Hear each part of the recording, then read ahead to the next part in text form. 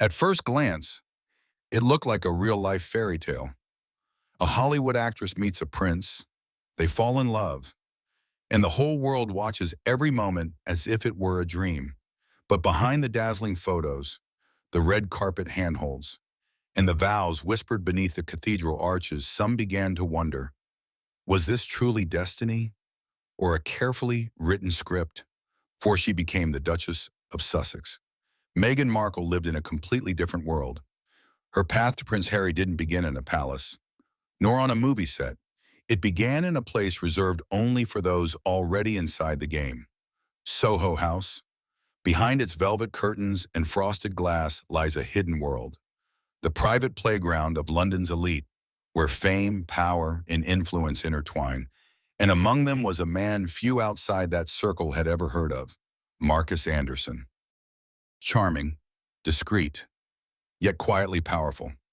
Anderson was said to be the one who opened the very first door that led Meghan toward the world she had always longed to enter.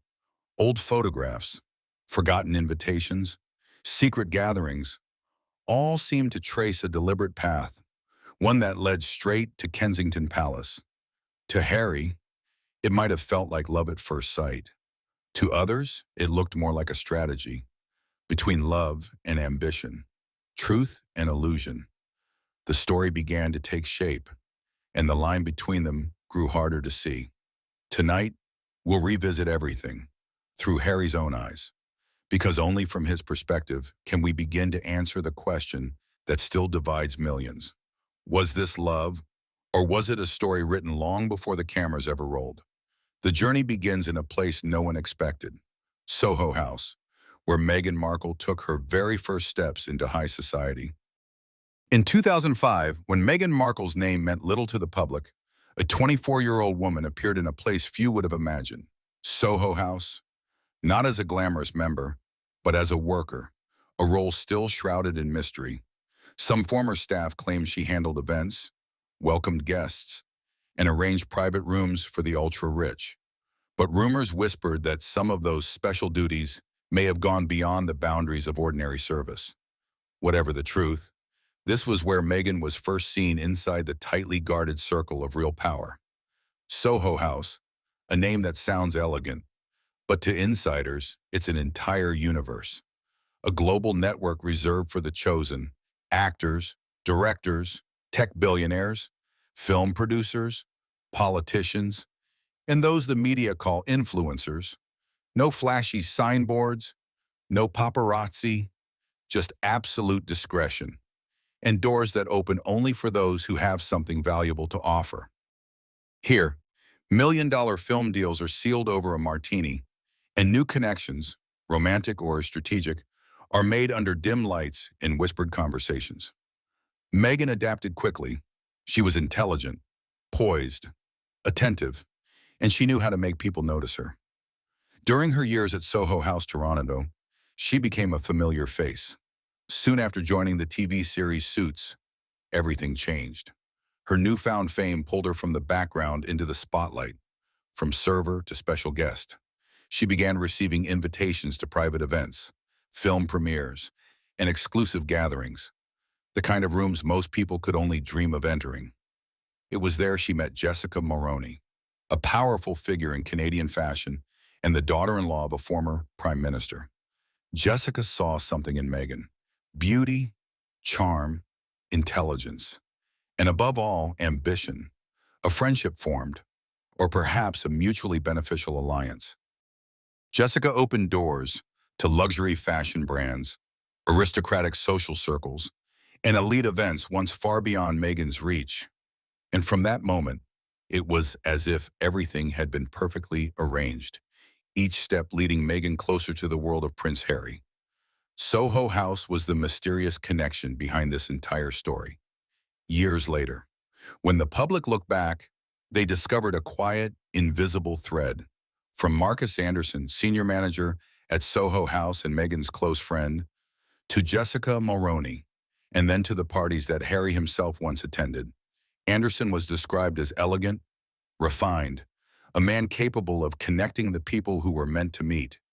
And it was him, according to many sources, who arranged the very first meeting between Meghan and Harry.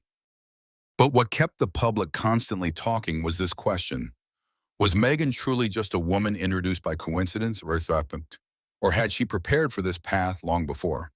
Old photos from 2006 showed that she had already appeared at many Soho House events, standing beside wealthy figures who later became indirectly linked to the royal family. Several people in those circles described her the same way. She always knew how to stand in the right place at the right time. She was never late, never too prominent, yet she always made people remember her. As time passed, Meghan was no longer the girl working in the shadows of Soho House. She had stepped up to a new level, a celebrity, a guest of honor, and finally a fashion icon. But to those who had seen her transformation, it wasn't just luck. They said Meghan understood how that world operated, that every party, every encounter had its purpose. And in this game, she never allowed herself to be passive. Perhaps that is why the mysteries surrounding Soho House continue to fascinate the public. It was not just the place where Meghan once worked, it was the starting point of a journey planned step by step. From there, she learned how to walk through a world of lights, handshakes, and carefully measured smiles. And from there, the name Meghan Markle began to appear on guest lists not meant for ordinary people. But among all those relationships, among power, glamour, and endless rumors, one question has never been fully answered. When did this story truly begin? Was it when Meghan met Jessica? Or was it that very first moment inside Soho House, when a single photograph was taken, one that would later make the entire world talk? Because just one moment, one seemingly harmless picture, changed everything. From those connections, Harry found a clue that made him doubt everything. That afternoon in the quiet house of Montecito, while Meghan was away attending a charity meeting, Harry sat alone in his study. The California sunlight shone over the picture frames, the ones that held their whole journey, from the fairy tale wedding to royal tours filled with flashing lights. He was trying to find an old photo to add to his unfinished memoir. But while browsing through the computer's hard drive, he accidentally opened an untitled folder, one he had never seen before. Inside were dozens of photos from Meghan's early years living in Toronto. Most were just behind-the-scenes shots from Suits, until he stopped at one. In the photo, Meghan was smiling, standing on the deck of a luxurious yacht, the golden sunset behind her, champagne glasses sparkling nearby. She wore a white dress, a straw hat, and looked completely happy. But what froze Harry was not her smile. It was the navy blue canvas bag in her hand, with the Soho House logo clearly embroidered in the corner. Soho House, the name Meghan had once mentioned casually, saying it was just a place where she and her friends used to have dinner. But why did that bag appear on a yacht in the middle of the Mediterranean? At a party he had never heard of? He zoomed in. In the far corner, he recognized a few familiar faces, people who had appeared at royal events, on the guest lists of billionaires. A few of them he knew well. Members of Soho House London. A strange feeling washed over him. Harry opened the next files. One photo showed a nightclub in New York, Meghan talking closely with Marcus Anderson. Another showed her standing beside Jessica Mulroney at an event the media called a private Soho party. Those images did not match the story she once told in the Oprah interview, about a chance meeting and a love that felt like destiny. Harry was never a suspicious man, but the differences were too striking to ignore. He began matching the timelines. The photo on the yacht was taken in the summer of 2015, just 1 year before they met. Yet Meghan had always said she'd cut ties with Soho House long ago. But that bag, that logo, and the people standing beside her, they told a different story. He remembered one night shortly after their wedding, when Meghan told him that Marcus Anderson was just a friend. But in another photo, Marcus had his arm around her at a party in St. Bart's. Next to them stood a man from the royal family's charity list. Could that really be coincidence? Or had everything been carefully arranged long before? Harry stood, staring out the window. A sharp chill ran down his spine. In every tiny detail, he began to see pieces he had once overlooked. The times Meghan dodged questions, the moments she changed the subject when he mentioned her past, The old friends she claimed had drifted away who now appeared, smiling, in those very photos. Night fell. Harry returned to his desk, switched on the lamp, and went through each picture again. He saw the glances, the laughter, and behind them, a network he had never imagined. Soho House wasn't just a club. It was a hub, a system built on purpose, where every relationship served a role. And Meghan, the woman he loved, had once been part of that world. He no longer knew what to believe. How could he tell the difference between the woman herself and the image she chose to show? In that moment, Harry felt as if he were staring at his entire life, one built from pieces he could no longer tell who had arranged. The yacht photo became an obsession, not because it exposed her past, but because it raised a deeper question. If everything began then at Soho House, how much of this love was ever real? Harry printed the photo, placed it on the desk, and wrote two small words beneath it. Before me. The room fell silent. The ceiling fan turned slowly, the warm light covering the photo like a quiet reminder. Some truths never stay buried.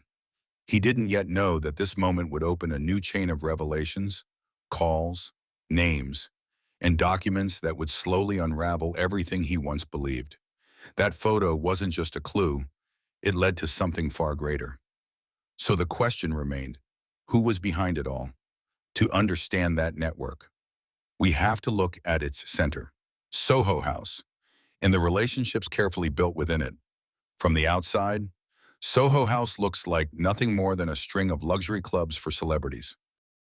But to those who have walked through its doors, it's another world, a place where power and ambition collide over expensive wine, where connections aren't born from affection but from opportunity.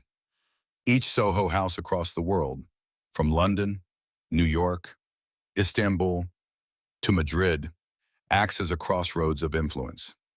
Actors, politicians, billionaires, even royals, all meeting in private rooms without cameras, without whispers ever reaching the press. Here, one introduction can change a career, one party can create a power couple, and in Meghan Markle's case, this was where she laid the first stones on her path toward the British royal family. Soho House isn't the kind of club anyone can join. Membership requires sponsorship from at least two influential people, and every application is examined in detail. That system built an elite network, discreet but incredibly effective. While working at Soho House, Toronto, Meghan began meeting those from what insiders call the upper tier of the upper tier: film producers, A-list celebrities, and globally influential designers. It was there that she met Marcus Anderson, a senior manager described as the soul of the system. Anderson didn't just plan events, he connected people who could benefit from each other. And Meghan, intelligent, charming, and an excellent listener, caught his attention. As she rose to fame after Suits, the doors of power opened wider. She was invited to events in Istanbul, where Soho House hosted international art and media investors, then to Madrid, where private dinners brought together financiers and executives from Europe's luxury brands. Everywhere she went, the pattern was the same. Meghan was there, Marcus Anderson was there, and the guest list always matched the names that would later appear at a royal wedding. This was no coincidence. According to several sources, the guest list for Harry and Meghan's wedding was drafted and controlled with extreme precision. More than one-third of those invited were people tied to the Soho House network, from fashion designers and charity sponsors to media consultants. Many of them had attended the same parties with Meghan back in 2015 to 2016, when she was still a television actress. And yet, there they were again, seated among the elite at a royal wedding broadcast to hundreds of millions around the world. In the early months of marriage, Harry saw it all as coincidence. But as he began to understand how that world worked, he realized nothing in it ever happened without purpose. No one was invited without a reason. No one appeared unless they brought something of value to exchange. Even the charitable organizations they both represented, Smart Works, Archewell Foundation, carried traces of people who had once sat in the private rooms of Soho House. These were no longer casual connections. It was a designed network, operating like a refined mechanism, using social links to shape public image, build influence, and expand soft power. The events in Istanbul and Madrid were only the surface. Behind them were private meetings and quiet deals, where figures of influence, from film producers to political donors, searched for new partners, or the next symbol worth investing in. Meghan, with her modern beauty and her story of independent success, became the perfect candidate for a global icon. And to complete that image, she needed one final piece: Prince Harry, a man of royal blood and pure belief in love. No one but the Soho House network could have engineered such a crossing of worlds. Every party, every trip, every film premiere, all meticulously planned. In a 2018 interview, Meghan said she and Harry were introduced by a mutual friend, yet she never gave a name. Now all signs point to one man, Marcus Anderson. Anderson, once the managing director of Soho House London, was famous for his ability to arrange people like chess pieces. He knew who needed to meet whom, who could benefit from whom, and most importantly, who could create a global media effect when brought together. The meeting between Meghan and Harry, in that context, may not have been destiny, but rather a calculated move on that chessboard. One more telling detail. On the royal wedding guest list, Marcus Anderson was seated in a remarkably special position near the section reserved for Meghan's closest circle. At the time, British media simply called him an old friend of the bride, but insiders knew better. He wasn't just a friend, he was the architect of the entire journey that transformed Meghan from a mid-level actress into the Duchess of the century. From there, people began to re-examine everything: the social circles, the private holidays, the charity partnerships, all bearing the same fingerprints of the same network. Some financiers in London even described Soho House as a satellite system around the royal family, a place where the truly strategic could exert influence without ever setting foot inside the palace. Harry slowly realized that long before he ever appeared. Meghan's life had already been woven into this web, and no matter how she denied it, the faces surrounding them, from Marcus Anderson and Jessica Mulroney to the donors of Archewell, all belonged to the same circle of power, a circle in which Harry, for all his royal heritage, had only ever been invited to join.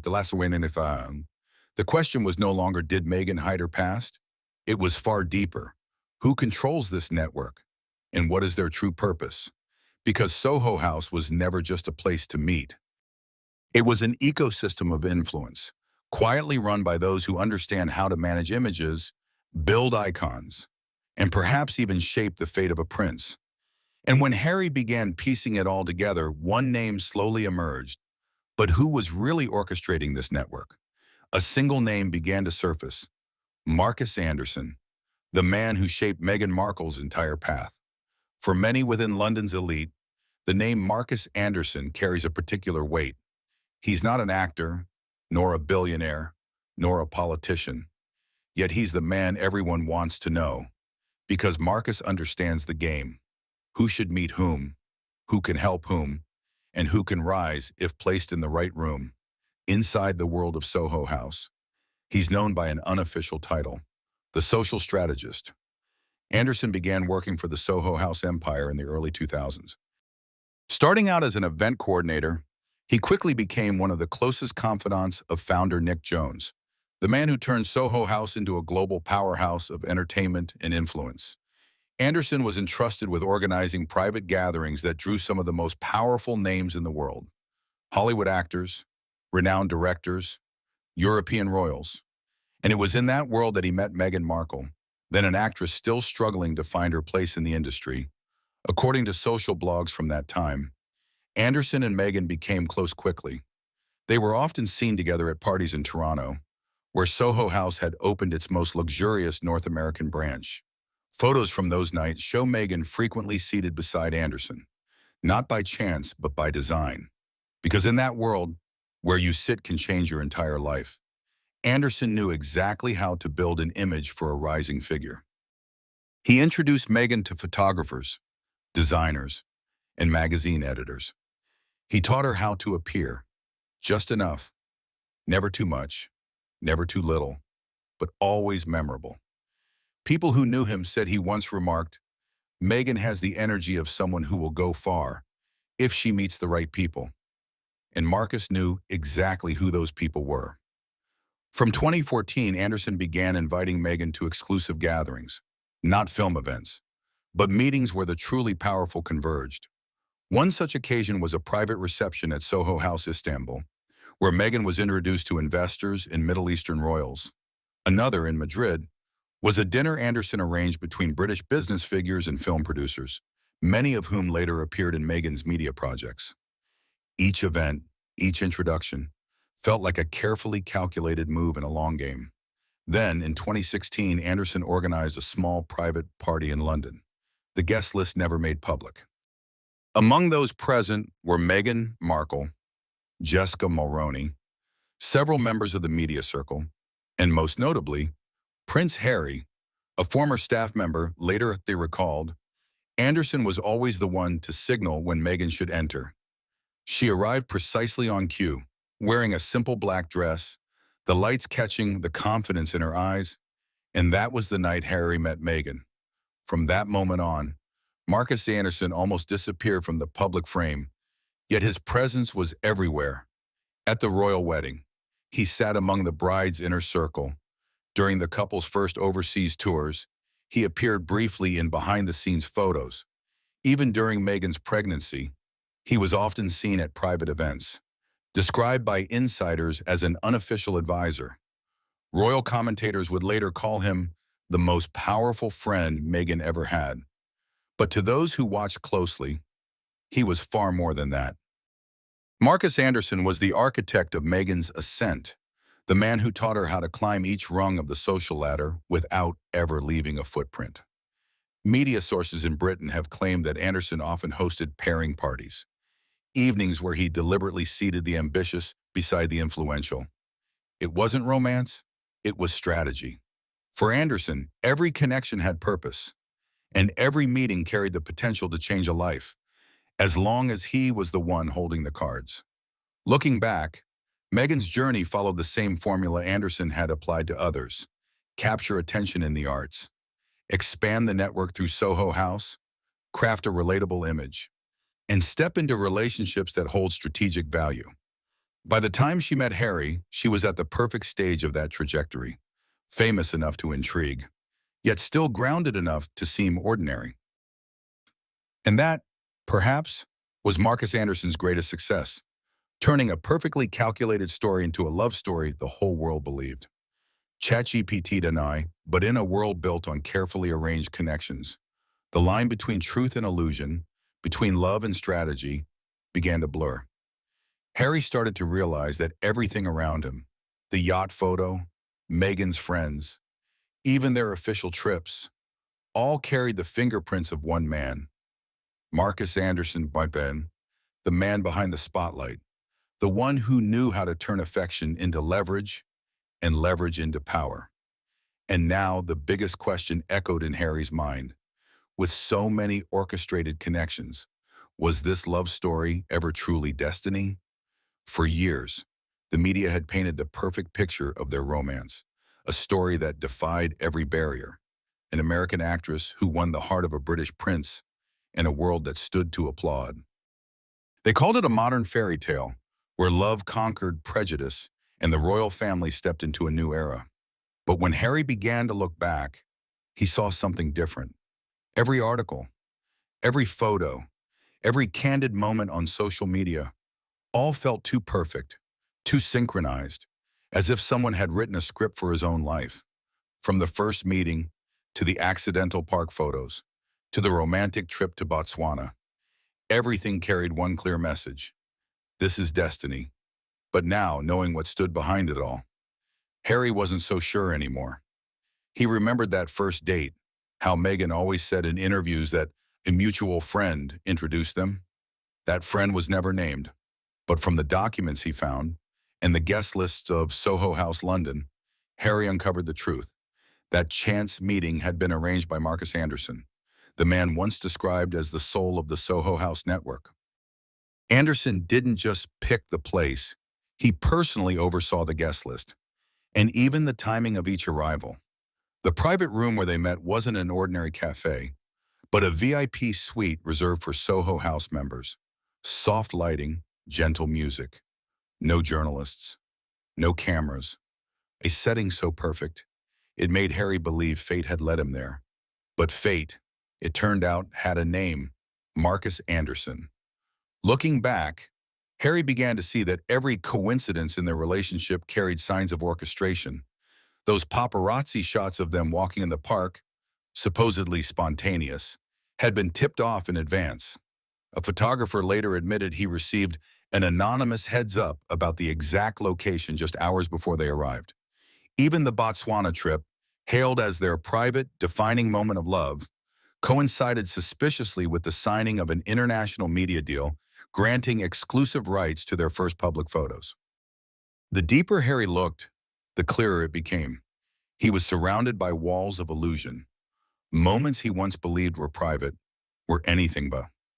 Every image, every memory, every word seemed filtered through a team of professionals before it ever reached the world. It wasn't just the photos, it was his emotions, his story, his identity, all edited to fit a narrative someone else had designed. He began noticing the smallest things. Meghan always knew exactly when the cameras turned her way. She smiled just right and reached for his hand at the perfect second, looked down shyly, then turned, as if on cue, to create the flawless photo. So natural. No one ever questioned it. No one but Harry, the man who had lived those moments in real time. And that was when the difference between what was real and what was performed began to haunt him. He recalled their talks about the press, how Meghan always said she hated the attention. But yet she was the one suggesting public appearances, so the media has something to write about. She knew how to control the story, to win sympathy, to turn everyday details into positive headlines. And behind her, Harry began to see, stood an entire PR team, the same professionals who had guided her long before they met.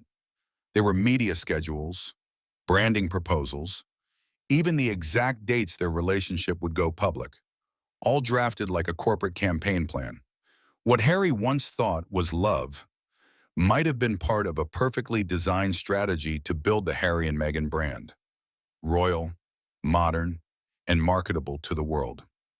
That night, Harry sat alone at his desk, scrolling through old headlines. He read the words again. The greatest love story of the century. The prince who found love in the real world. And in the dim glow of his screen, he faced the most painful truth. He no longer knew what was real. Maybe everything, from that first date, to Meghan's smile, to the photos in Botswana, was never destiny at all, but a beautifully directed scene in someone else's story. If that was true, then what was he in all of this? A lover? A husband?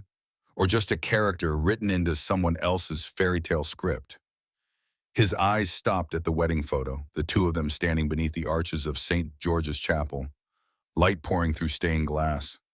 That moment once made the whole world believe in love.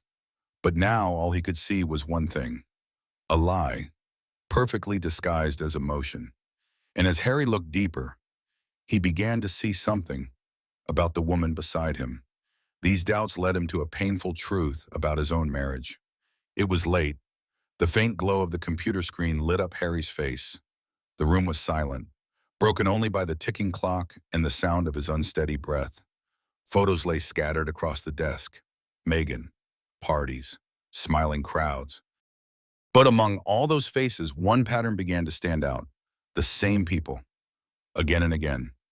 He went through each photo, comparing one to another. In every event, Toronto, Madrid, Istanbul, London, the same familiar faces appeared. Members of Soho House, wealthy sponsors, a few guests from the royal wedding. None of them were his friends, But they all shared one thing. They had all been connected to Meghan long before he ever met her. A pattern emerged, cold, precise, like a blueprint. Not just the faces, but the locations, the timing, the press coverage surrounding each event. Every public appearance lined up perfectly with a positive story about Meghan. It was as if someone was pulling the strings, controlling not just the photos, but the entire narrative, crafting a flawless Meghan brand. Harry didn't want to believe it. He told himself it was coincidence, until he found something else. In their financial records, Meghan's spending before the marriage stunned him. Bills from Soho House, thousands of pounds each month, luxury getaways, designer gowns worth more than a television actor's monthly salary. Meghan had always said she lived simply, independent, surviving on her suit's income. But the numbers told a different story. Some bills were paid with credit cards that didn't bear her name. Some deposits came from small companies tied to PR and media networks. And then there was one entry that made his heart sink. Soho House annual premium, $32,000, paid 2 years in advance, far beyond what any mid-level actress could afford. Who paid for it? And why? A cold fear crept in, not because of the money, but because of what it meant. If someone had been funding that life, then was Meghan ever truly independent? Or had she been controlling everything, even him, to reach something greater? In that chaos, Harry remembered a night at Kensington Palace, just before the wedding. William had looked him in the eye and said, calm but cutting, "You're not marrying a love story. Harry, you're marrying a strategy." Back then, Harry had exploded. He thought William was arrogant, that he didn't understand. He stormed out without another word. But now, that sentence echoed like a warning he had tried too hard to ignore. Harry began connecting everything. Meghan was never reactive. She was always one step ahead. She knew who to meet, when to appear, how to turn every situation to her advantage. She said she hated the media, yet always knew exactly when the paparazzi would arrive.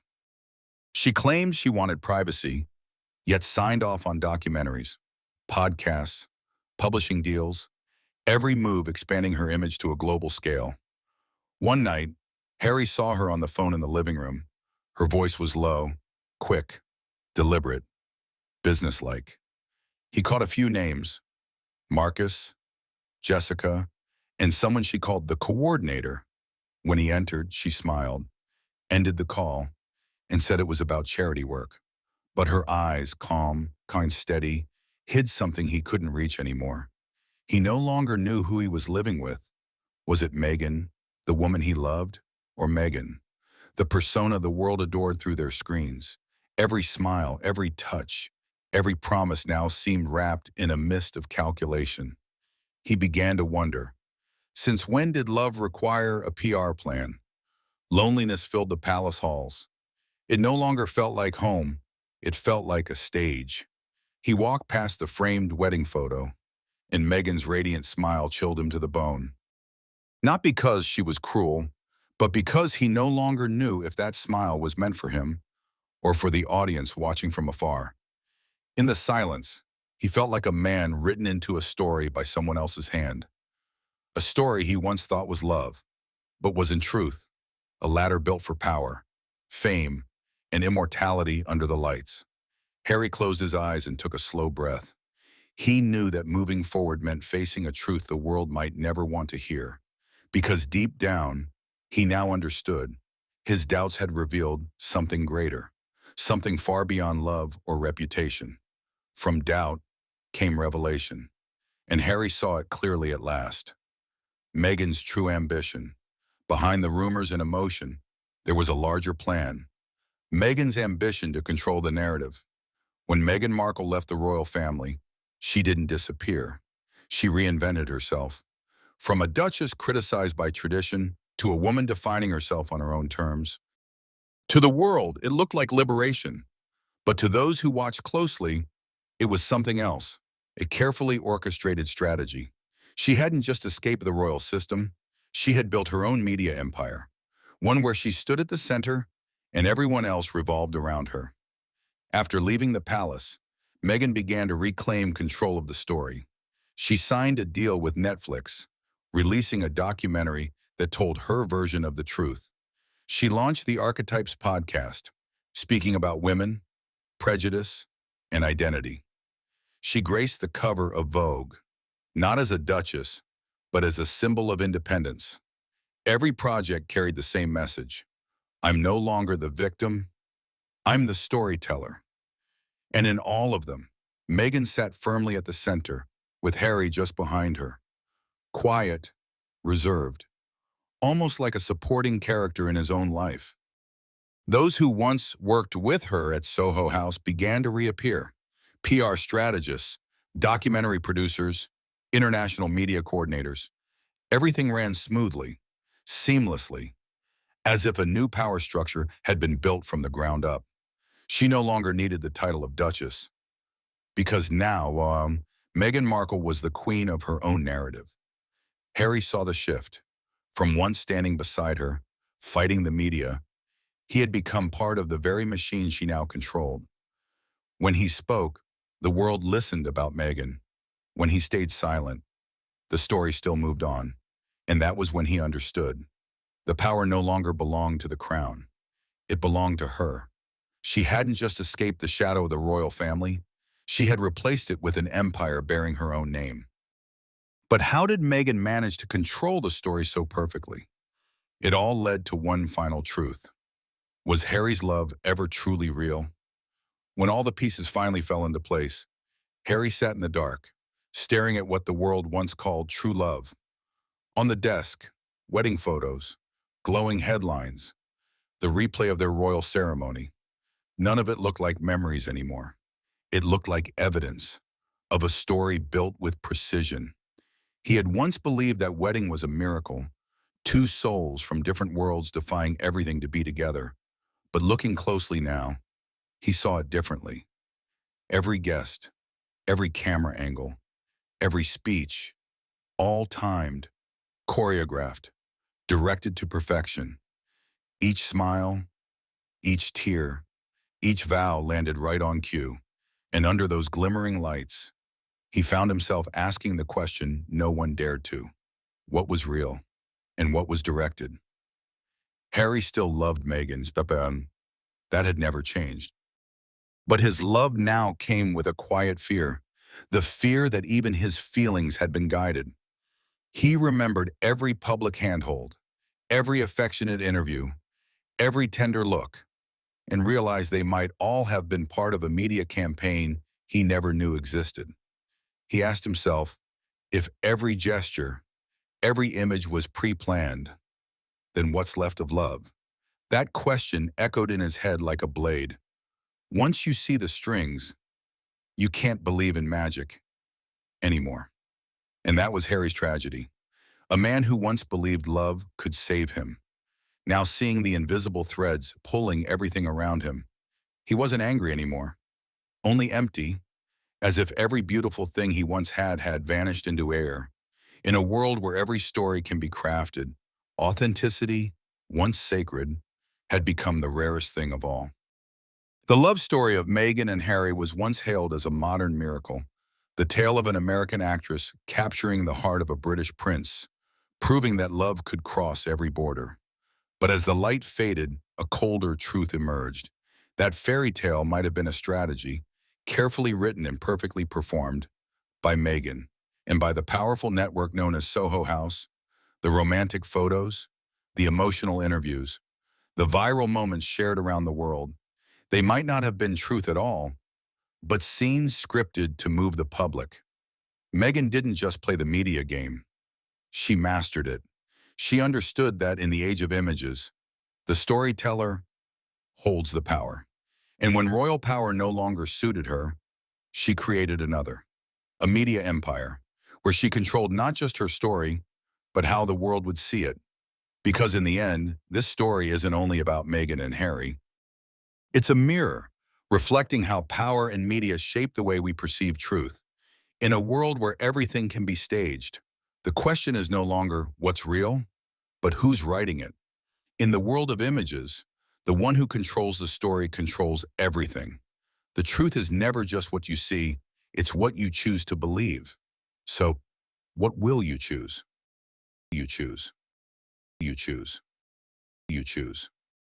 You choose.